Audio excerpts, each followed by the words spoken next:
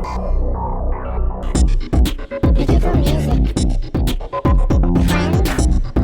Digital music. Trends. Digital music.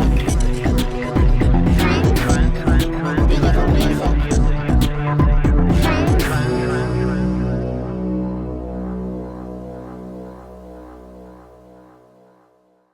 Okay, this is Digital Music Trends, episode 106, on the 17th of October 2012. Hello everyone and welcome to Digital Music Trends. Once again this week I'm joined by some fantastic guests from all over the world working in the field of digital music, of course. So let's start with this week's introductions. So from Paris, today we have Virginie Berger, who is the founder of the strategy and development firm Don't Believe the Hype, as well as the author of the recently published book Music and Digital Strategies, Marketing, Promotion, Monetization and Mobility, which is available now on Amazon. So hi Virginie, and thanks for joining us. I hope you're well. Hi, thank you, and thank you for the book. That's great, no worries. So can you tell us quickly what it's all about? The book? Yeah. It's about digital marketing for artists, specifically for artists and for artist entrepreneurs, as we said now. So I try to explain to them how to use Facebook, Twitter, marketing, and marketing is not a bad word, Absolutely. As monetization. And it's very, very detailed. So it's one of the most detailed books I've seen in terms of like just going deep into how you make things work and how you action a campaign. So definitely something I advise people to go check it out. And I'll put a link in the show notes as well at the end so that people can find it. Oh, thank you very much. No problem. And then we have Karim Fanous, who is the head of research at Music Ally. So hi, Karim, and thanks for joining us. How's it going today? Hi, Andrea. Very good, thanks. Yeah, not bad. It's a pleasure to be here. Thanks for the invite. The lights just came on behind me. That's all right, no worries. I look like I'm in The Shining or something. I know I've got a weird light as well, but it's just impossible in this room. So, so Karim is London, like me. And finally, we have Taishi Fukuyama, who is managing director at All Access Today Japan, a company that works with music startups to help them enter the Japanese marketplace, but also works within other countries in Asia. So Taishi is in Tokyo, so thanks for joining us. And it's kind of later in the day for you. How's it going? Oh, it's perfectly fine over here, 5:30. Great. It's a pleasure to be back on the show. Thanks. That's awesome. It's great to have you. So we're gonna incorporate a couple of stories from Japan as well, just to get your point of view this week, because I've been meaning to talk about them for a couple of weeks now, but I kind of didn't get the chance to. Okay, so I think we can just get started. The first story, of course, that we have to cover this week is Microsoft. So the big announcement of the last week that everybody's been talking about is Microsoft launching their Xbox Music service. There were a couple of rumors like a couple of days before this happened that they would launch, but they actually managed to keep a fairly tight lid on actually big rumors coming out far in advance, which usually happens with Microsoft. And what the deal is that they're gonna launch it really soon. It's gonna have a huge catalog available. It's gonna be available in multiple countries. It's gonna be tightly linked to the Xbox experience, to the Windows 8 experience to begin with. But Microsoft is actually keeping all options open right now, and they're actually looking at expanding their service into iOS and Android as well, so that they can offer a very complete experience. And so first of all, let's talk about the service in general. Like, do you guys think that Microsoft, after all the shots that it's taken at music, including Zune that failed terribly, has finally got something that could perhaps make a dent into Spotify and Deezer's and Ardio's marketplaces? Karim, what do you think? I think so. I think it's a really, really interesting service, and I think it's a good play by Microsoft. I think, the really interesting bit for me is the free tier. That's the most crucial aspect. Yeah. And it's a very interesting, content ecosystem play, and also I think it's very important in the context of the battle for the living room. The Xbox. Absolutely. I think up to 40% of activity, they say, is non-gaming. So when that stat came out, the focus was on video. I think they said there was 30 hours of video consumption per month per Xbox. topics. But if they can bring music into that equation and pull people into their content delivery ecosystem, it's a very big play for them. Yeah. And like the articles you've thrown our way have said, there are 40 million account holders. There are stored credit cards there. Yeah. And if they succeed in the cross-platform play, then they have a very binding consumer proposition, and they will attract people into upsells as well. So yeah. I think it's a really big play. I think the free tier is crucial because it's saying to people, you can have free ad-supported on-demand streaming, but only if you have our Windows 8 operating system or tablets that use it. So either PC or tablets at the moment. Yeah. So I think those are really interesting strategic plays, and I'm looking forward to seeing how it goes. I think Microsoft have got it right this time. Yeah. Potentially. Yeah, and Taishi, from your perspective, how do you see something like this shaping up your end as well? I don't think they're going to launch in Japan right away, but it could. It's something that they could perhaps think about. Yeah, it's definitely interesting. All those points that just came up are, it backs up that this is going to be a legit service, obviously, but it kind of like the whole thing reminds me of what Sony did with all of their properties. They have hardware in one hand, software, gaming. They have music. Yeah. And what happened there is that just conceptually it makes sense, but actually making it work is another thing, right? Yeah. So it'll be interesting to see Microsoft how they learn from that experience what Sony went through and how they actually flip it. Yeah, absolutely. Virginie, what's your thoughts on this one? I have a question for Karim. For the moment, it's only on Windows. Yeah. I think, yes, it is. So the free tier is on Windows. It's preloaded on Windows 8, okay. So PC, desktop and tablets, but they're saying they're going to launch iOS and Android apps soon. They haven't yet. Yeah, next year, apparently. Yeah, okay, so that will, help create that big ecosystem that's cross-platform for them. But that will be exactly. It was my comment, because if it's not cross-platform or cross-device, it might be very difficult for Microsoft. That's why I asked the question. Absolutely. Mm-hmm. Yeah, sure. And one thing that, as Taishi was mentioning, it's one thing to have all the pieces in place, and another thing to actually get user adoption. And it seems to me like that there's a little bit of a magic juice that is required when it comes to music streaming services or music services in general, that makes them work or not work. Even a company like Apple with the cloud that they had. Okay, Ping was botched from the start, but still, if it was just based on the company's cloud, then Ping should have been a bit more successful than it actually was.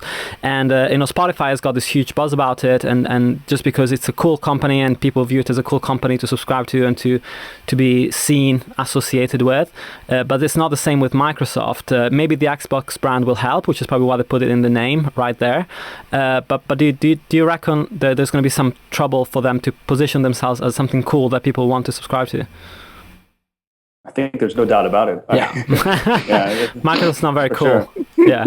Yeah, for one thing. And I think in their video, like their first point was that, it's a huge hassle for a lot of people to be subscribing to different services. And, quite honestly, I'm not sure if that's the case. They all have their own character that, people prefer. Yeah. And if there's one box that had all of them, I'm not sure, I haven't touched it yet, so I don't know, but is it going to be that good of an experience? I mean, it looks nice, the design, what we know already, but yeah, I don't know. Yeah, absolutely. And one of the things that was also mentioned is that the big play here is aside from the cross-platform one, is the fact that they are, as I said, combining what companies are offering as separate services, different platforms, into one single service.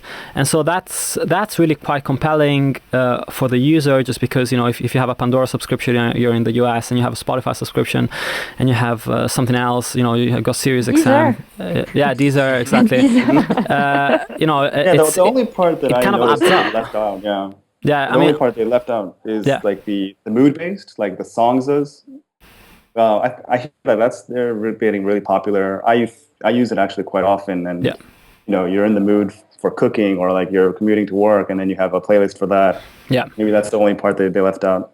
I think they've included artist radio, but maybe not mood based yet. I think those are features that they can definitely bring in. But just in answer to the previous question, I think it's very important for them to get mobile right as well. And then if they can pull people in from the living room experience and get the mobile experience right, then you get the subscription upsell and people are in that ecosystem. So that'll be a key area. But I think from what I've seen, it looks like a really nice interface. And I think, Andrea, what you said about multiple types of content is quite interesting, because are we going to see in the future, or how soon away is it one subscription gets us video and audio? And I think when companies start getting into that area, and Microsoft are well poised with this play, and the Xbox, which, as you said, is a really good brand too, I think things could get quite interesting, and they might have positioned themselves quite well. Yeah.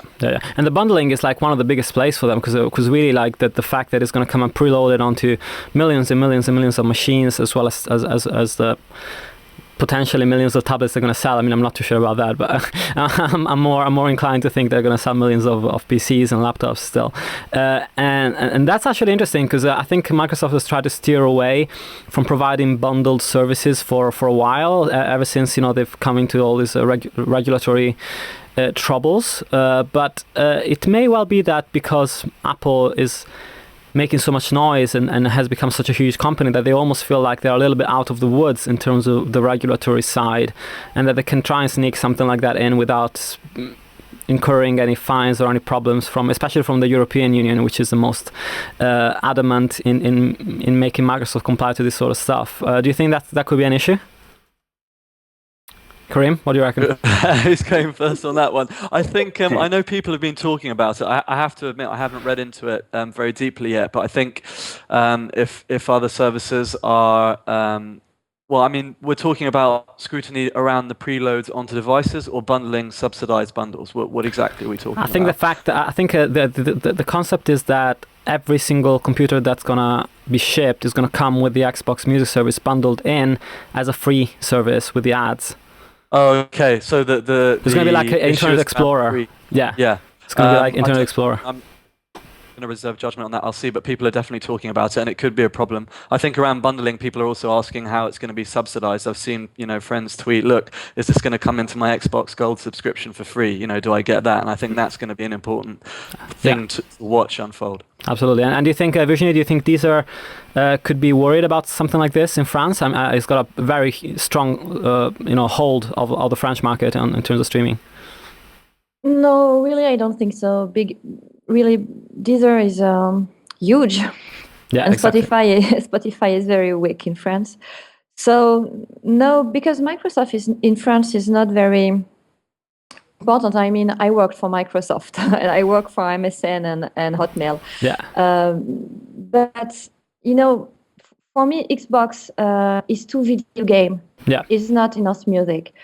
So for me, the brand might be a big problem to build a brand around music when it's a video game brand. Yeah. So I speak as a French, but in France, no, I don't think Deezer could have problem with Microsoft, really. And Deezer, is huge now. They raised more than 100 million of euro, something like that. It's huge. So no, really, I don't think so. Yeah, and Taishi, I think it's a problem common to all video game makers, and of course Japan, land of sort of Sony and all those players.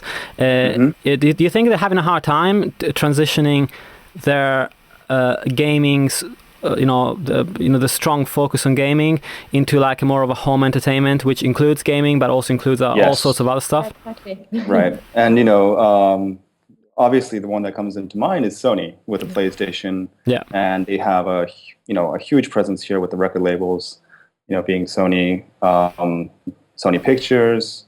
But again, those are just really separate properties that aren't really communicating with each other in order to make that one-stop home entertainment system. That that ecosystem. They've been talking about it for so long, but nothing's really come of it. Absolutely. I think the Japanese market's fascinating to me because of these kind of distinct and siloed properties that you're talking about. Like, Sony Music Unlimited launched recently, and I think subscription is $19. I mean, that's crazy. It's who's going to go for that? And I've heard that the labels are really reticent and do have their really tight grip. I mean, we might talk about this, Andrea, when we talk about Spotify later. But I think it has been very hard for them. And Taishi, you said Sony, have they got it right or wrong so far? I think that's a really interesting question too. do, because that music play is a difficult one, and that subscription service is priced too high. Yeah.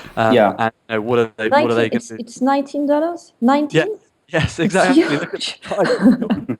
It makes no sense, right? Yeah. And then plus you have to, remember that a record label launching like a service like that, it's going to be biased, and what is it going to make other record labels feel to like be a part of it?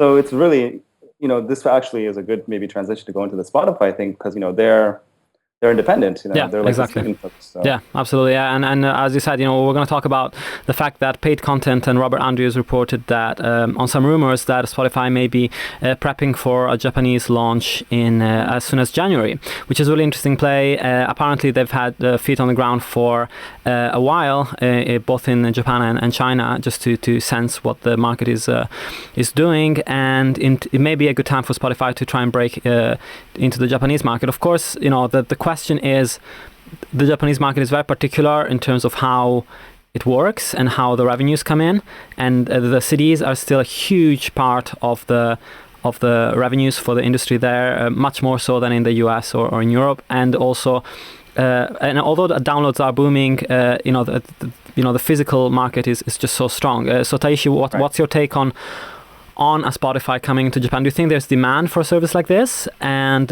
do you think people are going to find ways to really get to know the service without it being bundled into anything in particular? It's a huge question, but it's very interesting, because the thing I see Spotify being very Japan friendly is that it has a platform for brands to interact with their users. And the Japanese market here, a lot of music is very brand oriented. It's, their syncing is huge. And also, a service like this, although we only have Music Unlimited by Sony, which is, quite frankly not doing so well, a service like this could work, I think. No doubt about it. Yeah. And as far as I know, the guys that they have here, they really respect the Japanese market, and they understand it. They understand it takes time. And I think they've spent that time very well. And January sounds like very promising. A promising target, yeah, absolutely. Mm-hmm. And on the mobile front as well, I just wanted to interject on that, because I know that the vast majority of people still have proprietary phones, in the sense that it was phones that are not available elsewhere, and whereby Spotify might have a bit of a challenge in, it might be possible for them to get an app ready for those phones as well, but right now it's limited to Android and iPhone. So how do you see that playing out? Well, the carriers here, they're not actually making those phones anymore. They've all switched to smartphones, obviously. Oh, okay, cool. Like those proprietary phones, they were really, really sophisticated, and they do a lot of things. The problem is that you're separated from the world. Yeah. And so now finally they're adopting smartphones, and I don't think Spotify will actually even try to tackle that like diminishing market, because it's a huge development task load, and it's a diminishing market, so there's no really need for them to actually address it, I think. Yeah. Can I just jump in and add some context here? Because like I was saying, I love watching the Japanese market. And if we look at the 2011 figures, the market declined by 7%, the recorded market.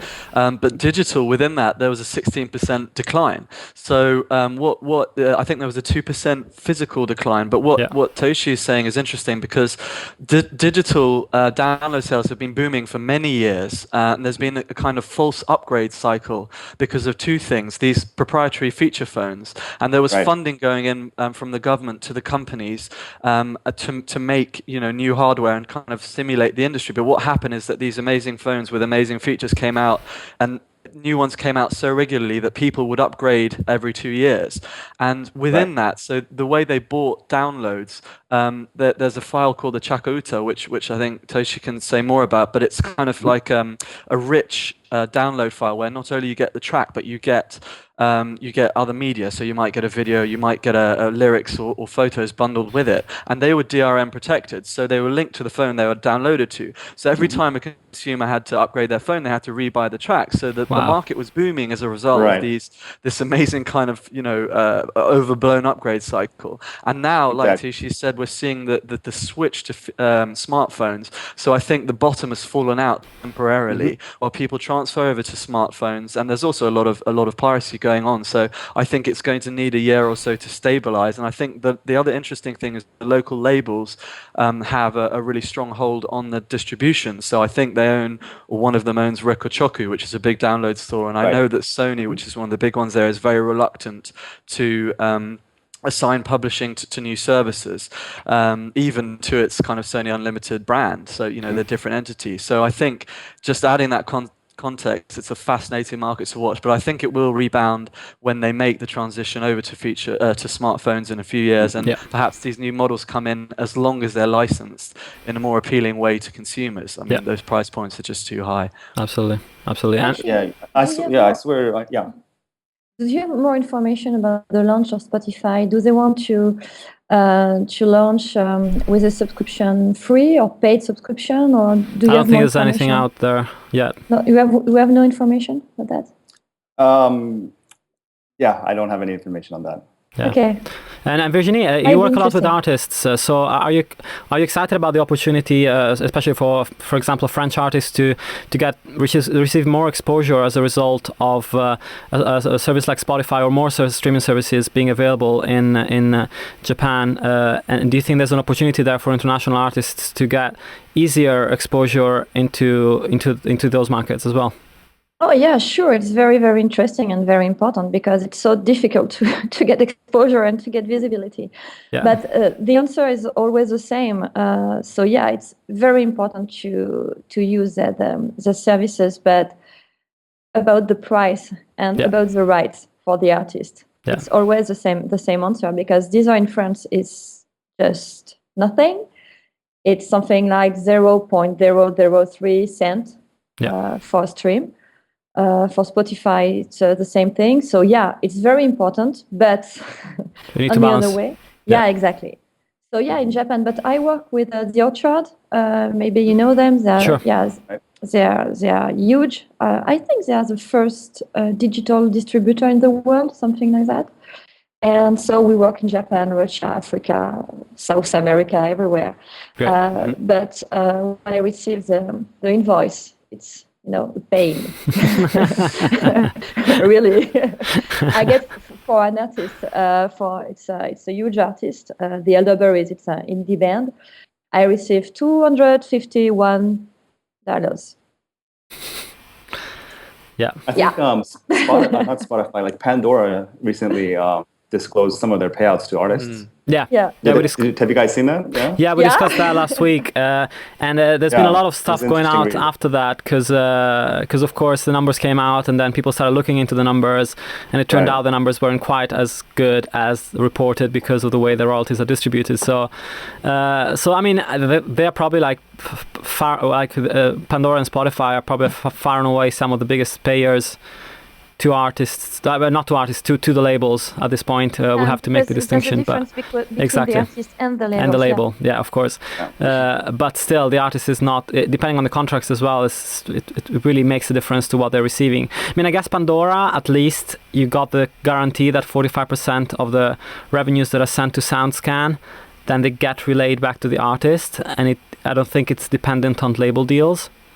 Whilst with Spotify, it's different because the revenue is paid directly to the label, and then the artist only sees revenues according to... Same for Deezer. Deezer for the label, it's something like 0.007. Yeah.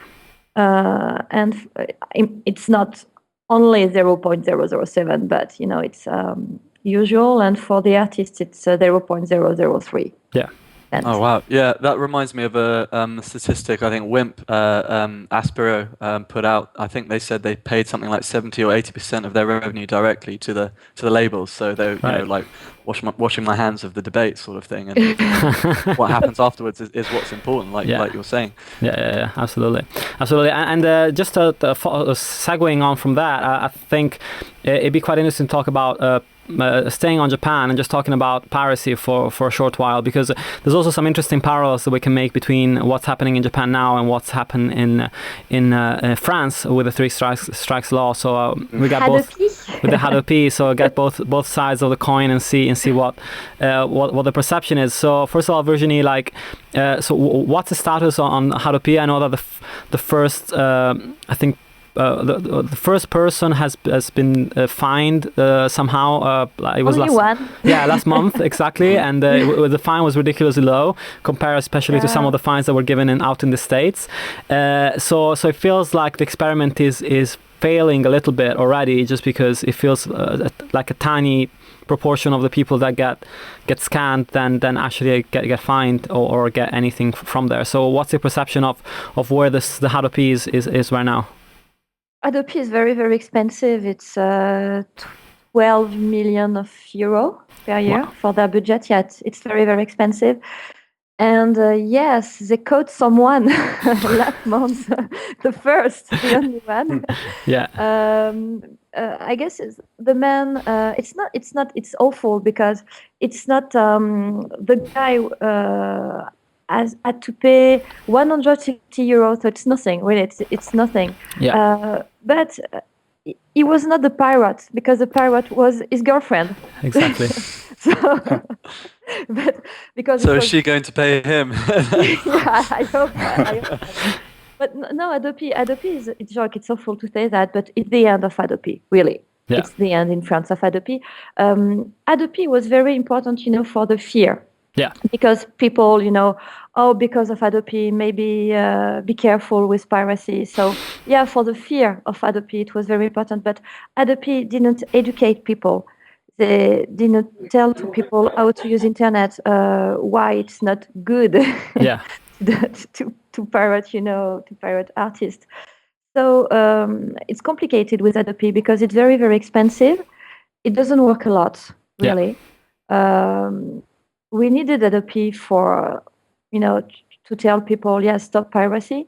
But at the end, it doesn't work a lot. Yeah, really. Absolutely. Yeah. And so Taishi, let's move on to Japan and what's happened in the last couple of weeks. So the piracy law has come into effect, I think this month, and the fines and the possible consequences are the strongest that we've seen so far in the world in terms of what can happen to you if you're caught on that, and it can land you up to 2 years in prison and up to a fine of 2 million yen, which is $25,000.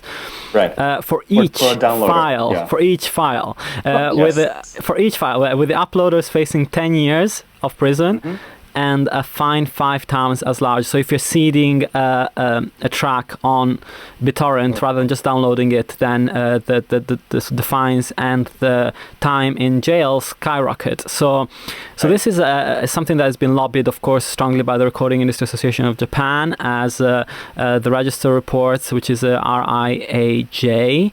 And of course, that lobbying is instrumental to get a law of this kind passed. But what do you think about it? Do you think it's is it enactable? Like, can they actually get it to work? We've seen that in France the experiment hasn't been working very well. Right. And what do you think about the fines? I mean, that people must just be up in arms about it, surely.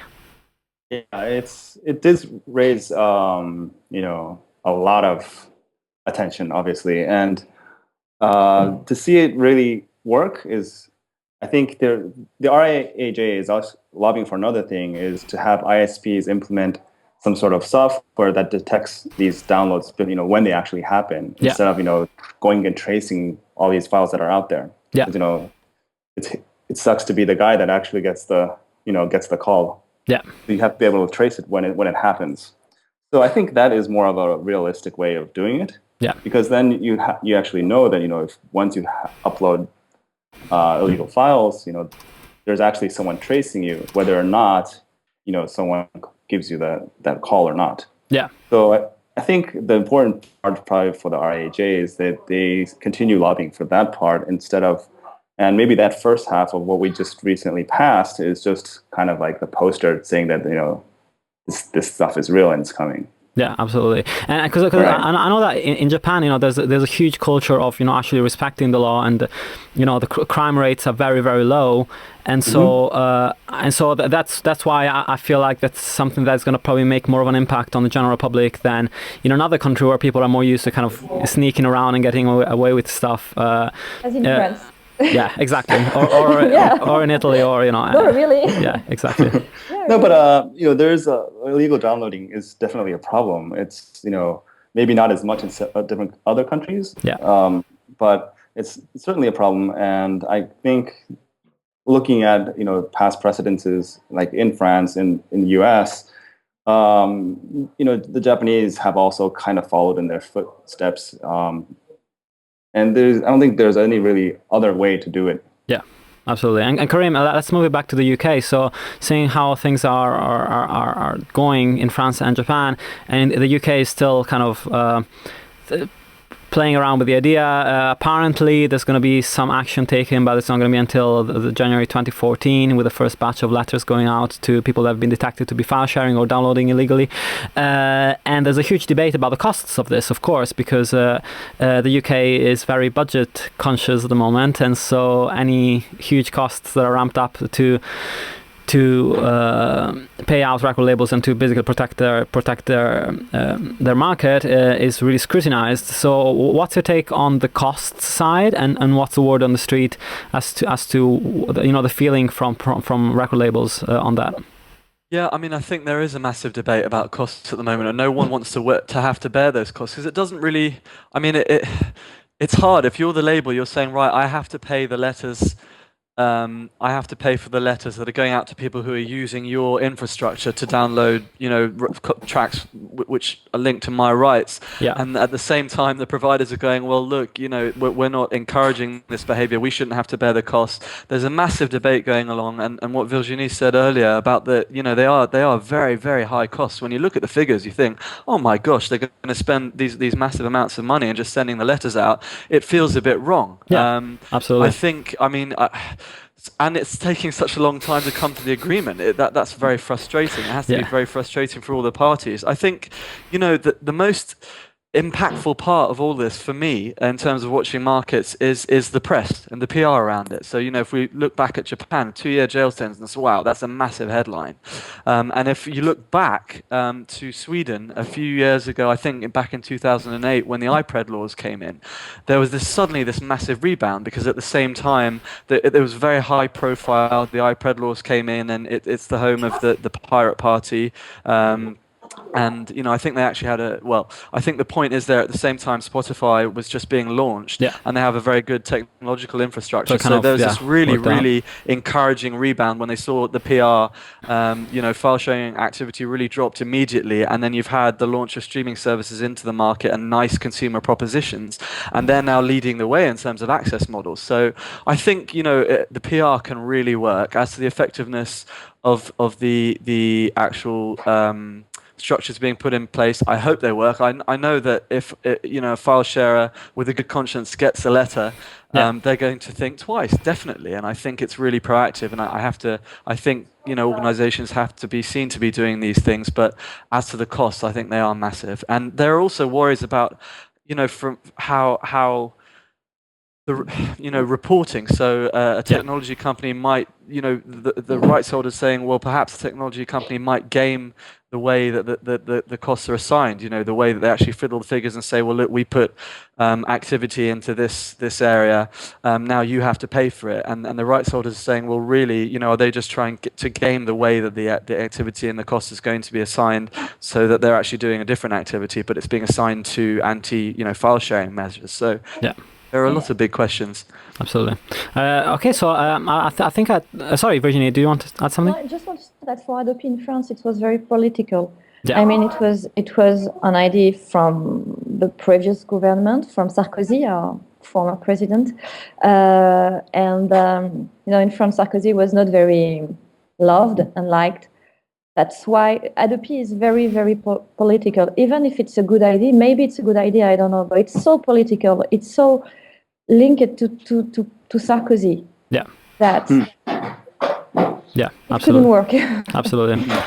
So moving on from piracy to actual statements in terms of like how royalties are reported, how people are detecting where music is being played and what's happening. There was an article from Digital Music News. So let me just pull it up.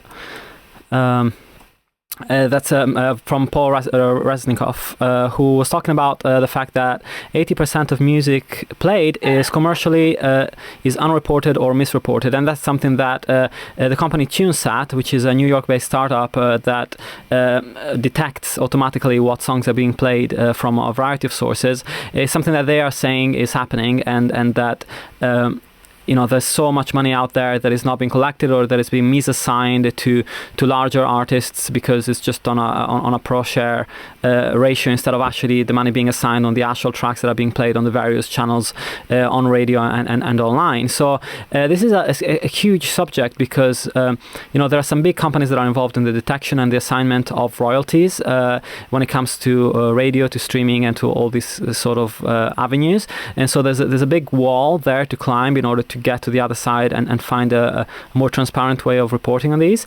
So Virginie, you work a lot with artists and you see statements as well. Do you think there's still a lot of misreporting, especially when it comes to radio streaming and all those sort of things? Oh yes, a lot, especially for radio streaming. Yeah.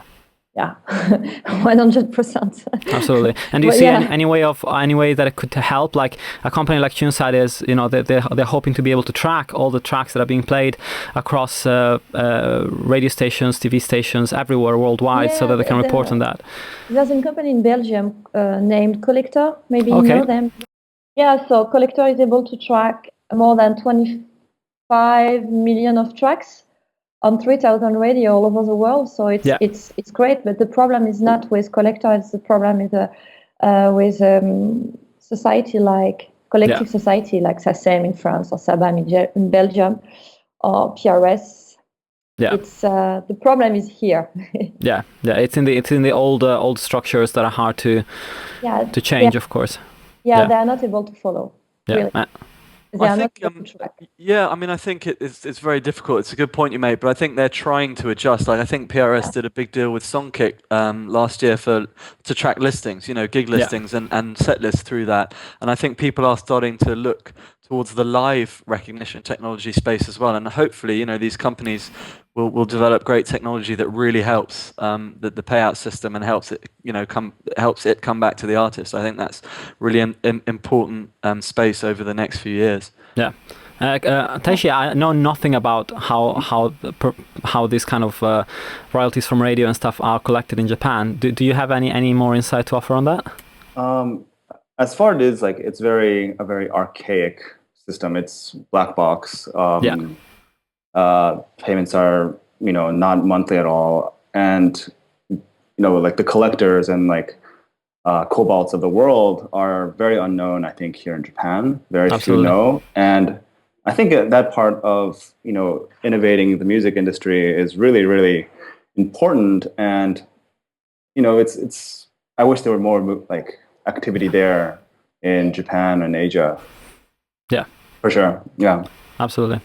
Okay, so last story I wanted to talk about just quickly, because it's an interesting figure, and it's not a new story, but it's just been kicking around for a little while, and I thought it was interesting to bring it up just to see what your perspective is the story whereby Kari Sherman, who is the CEO of the RIAA, on a speech that he gave the Personal Democracy Conference in New York City, talked about the fact that he reckoned from RIAA figures that the number of people that class themselves as musicians, as the main job or income, has declined since 1999 by 41%. So this was a huge number, and of course it prompted people to start looking into this number and working out whether that was the case or not. There's been a few people like Matthew Lazar from Ars Technica and Mike Masnick from TechDirt have been looking into these figures, and the result is that the figures were absolutely overblown. Apparently, the correct figure is probably between 8 and 10%, and there's a lot of things that people can say about how you class themselves as yourself as a musician.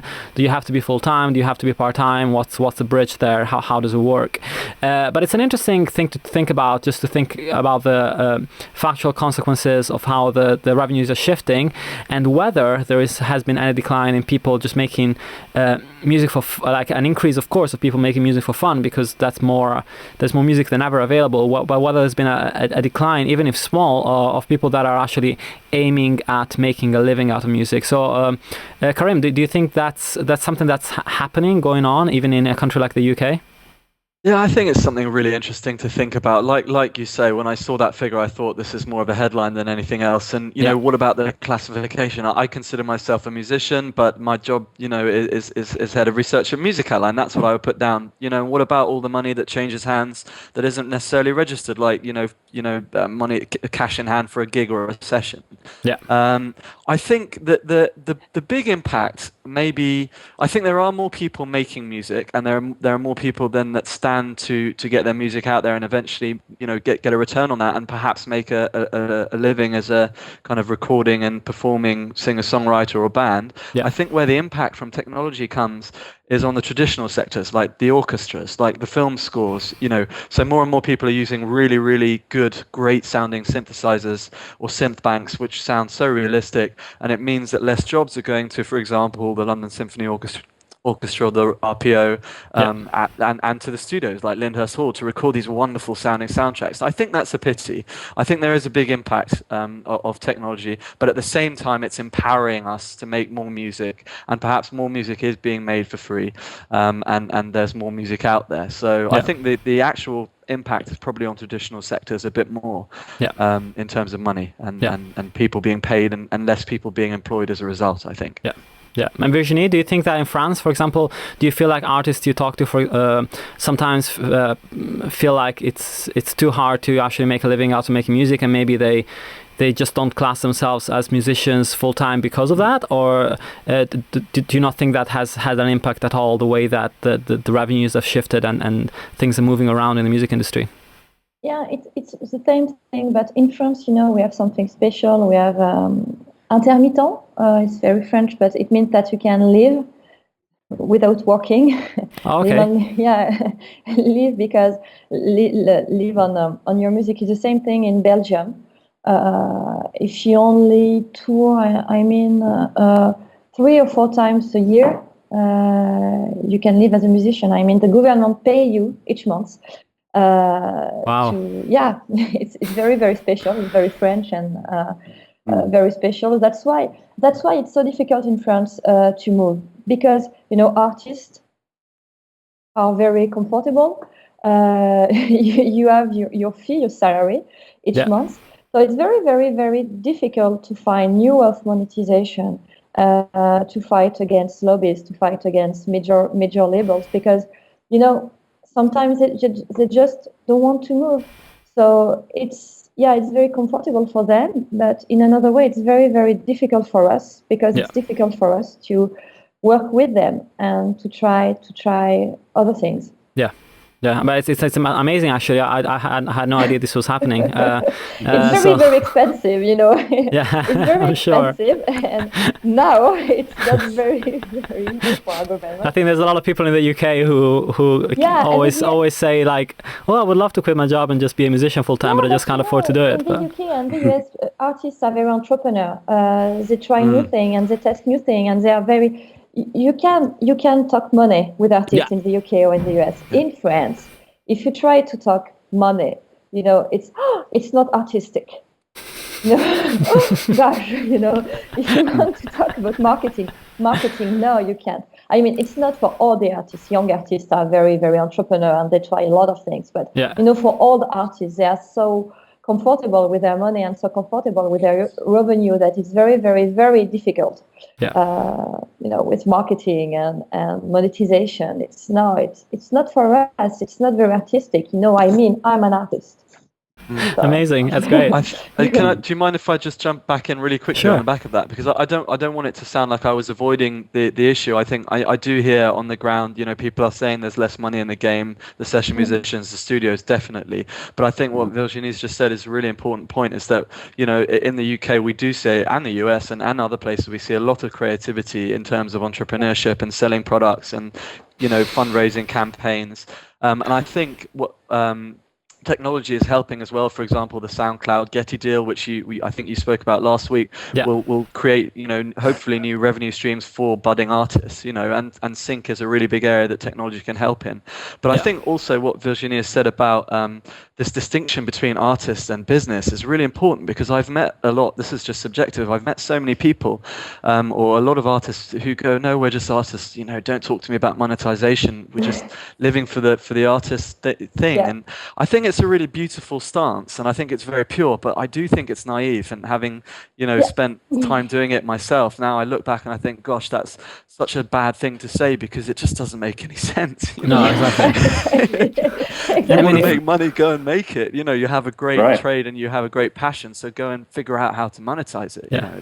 And if you go back to if you go back to the 14th century, 13th century, all the great painters had to have supporters in kings, in dukes, that actually paid for them to create the masterpieces that they did.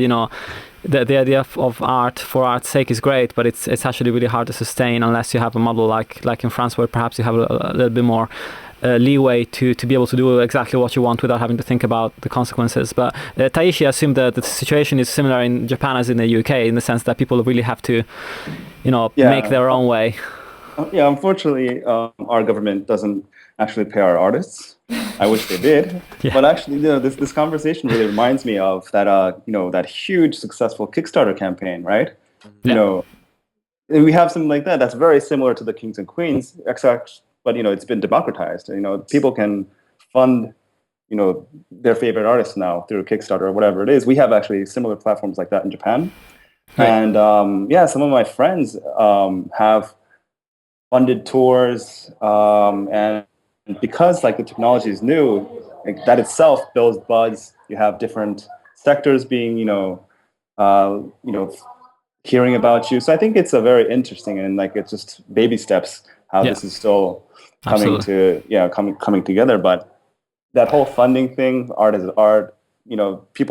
All artists are going to feel that, whether or not they feel like rock stars talking about marketing or coding or whatever it is. But definitely there's a way to make money out of this, and there's so many great tools out there, Bandcamp, whatever it is, whatever it is, it's great. Absolutely. But again, it's a question in Japan of being entrepreneurial as an artist and just making your own way again. It's definitely happening. I know a couple people that have deliberately dropped from the majors, because they know that it's all possible with some of the tools out there. And I think it's going to be a different Japan very soon, I think. Okay, so we can call it a wrap. I just wanted to go through, the panel just to ask if there's anything they want to plug, or if there's anything that they want to share with us. So, Virginie, first of all, we've already talked about your book. Anything else that you want to share with us? That you're working on? You can buy my book on Amazon. Absolutely. No, thank you. Thank you very much about the book. Really, thank you. That's great. No worries. And Taishi, any project you're working on that you're excited about, you want to share with us? Oh man, too much. There's a lot of things. If you give us your blog URL, or the company is aatj.jp. Great. Awesome. So if you can just go there, you can see what we're doing. Perfect. We're definitely interested in talking with any technology, music-related technology companies all over the world to potentially work in Japan, Asia. Great. Looking forward to hearing from a lot of you guys. Yes. Awesome. Perfect. And Karim, anything you're on? Yeah, well, just, please have a look at musically.com, musically.com, and a Sandbox comes out today. It's our marketing publication, and we've got a really, really good review of the Ed Sheeran campaign using Viclone, which is a really, really good good app, which we're interested in at the moment. Really interesting app. So yeah, come say hello, read our stuff, and get in touch. Great, awesome, and I'll be sure to add all the Twitter handles as well on the credits at the end of the show. And that's all for me for this week. The next couple of weeks I'm going to be off, so I'm going to have a couple of special shows that I'm trying to record with music startups, kind of old style digital music trends, with the one-to-one interviews. So hopefully I'm going to be able to put these out while I'm away. Thanks a lot, you guys, for joining me, and thanks a lot for people listening for tuning in. Have a great week. Until next time. Thank you very much. Thank you, Andrea. Thanks. Thank you, Andrea.